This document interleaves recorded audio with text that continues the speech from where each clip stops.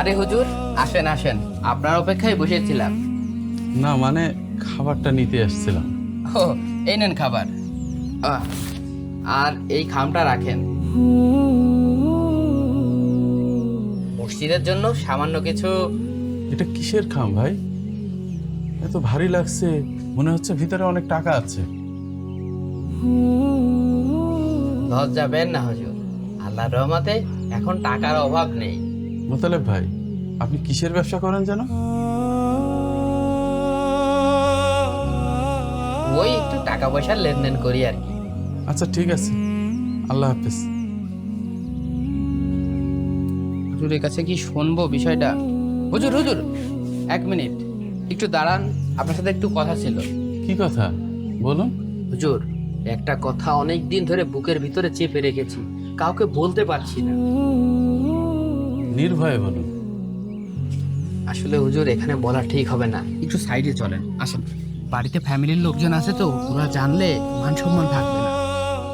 কি হয়েছে ভাই, বলবেন তো? হুজুর, আমি আসলে সুদের ব্যবসা করি। সুদের ব্যবসা করে 2 বছরে এই আলিশান বাড়িটা বানিয়েছি। নাউজুবিল্লাহ। জানি ভাই, এলাকার সবাই জানে, কিন্তু এটা তো হারাম।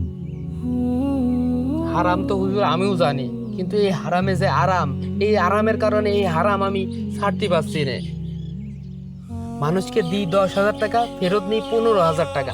আপনিই বলেন, এই রকম কাঁচা টাকার ব্যবসা কি আর দুনিয়াতে আছে? আর আপনার হাতে ওই খামের টাকাটাও সুদের। আপনাকে দেওয়ার সময় আমার বুকের ভিতরে ধড়ফড় করছিল। তাই তো বলি, এই খামটা এত ভারী কেন? হুজুর, আমাকে একটা পথ দেখান। হুজুর, আমি কি জাহান্নামে চলে যাব? আপনি আমাকে বাঁচান হুজুর, বাঁচান। পথ দেখাবো, তার আগে আপনি ভিতরে যে এক গ্লাস পরিষ্কার পানি নিয়ে আসুন। হ্যাঁ। কিন্তু হুজুর, পানি কি আপনি খাবেন? না, আপনাকে যা বলছি তাই করুন। হুজুর, আমি আপনার কাছে সমস্যার সমাধান চালাম একটা, আপনি পানির কথা বললেন, পানি কি করবেন? যান তো, আগে ভিতরে যে পানি নিয়ে আসুন। বুঝলাম না, আমি হুজুরের কাছে সমস্যার সমাধান চালাম একটা, উনি উত্তর দিল আর একটা। উনি বললো গ্লাসে পানি নিয়ে আসতে, পানি উনি খাবেও না, তাহলে পানি উনি কি করবে? আমার তো মাথা কাজ করছে না। দাঁড়ালেন কেন, নিয়ে আসেন। যাচ্ছি হুজুর।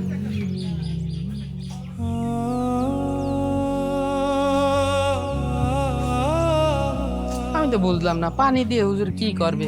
শুধু শুধু আমার পানি নিয়ে আসবে। হুজুর, এই যে আপনার পানি, এই পানি দিয়ে কি করবেন হুজুর?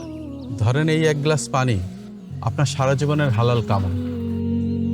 মানে? এই দেখেন, 1 ফোঁটা ড্রেনের পানি, এটা আপনার সুদের টাকা। আর এক গ্লাস পরিষ্কার পানি, এটা আপনার হালাল টাকা।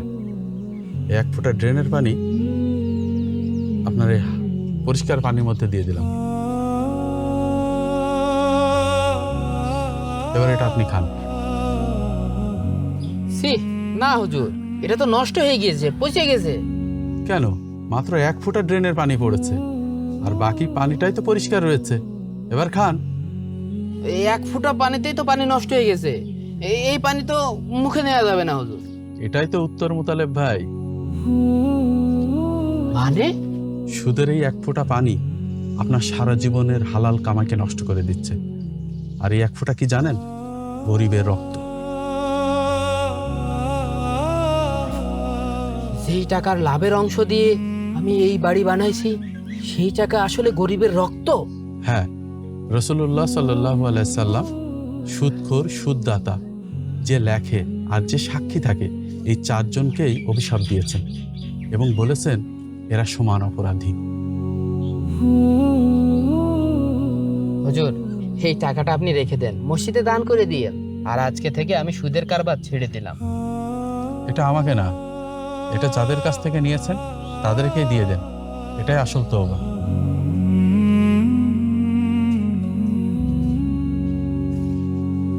প্রিয় বন্ধুরা, এই ভিডিওটি শেয়ার করে দেন, হয়তোবা আপনার একটা শেয়ারই পারে একজন সুদখোরের সুদ ছাড়ার ওসিলা।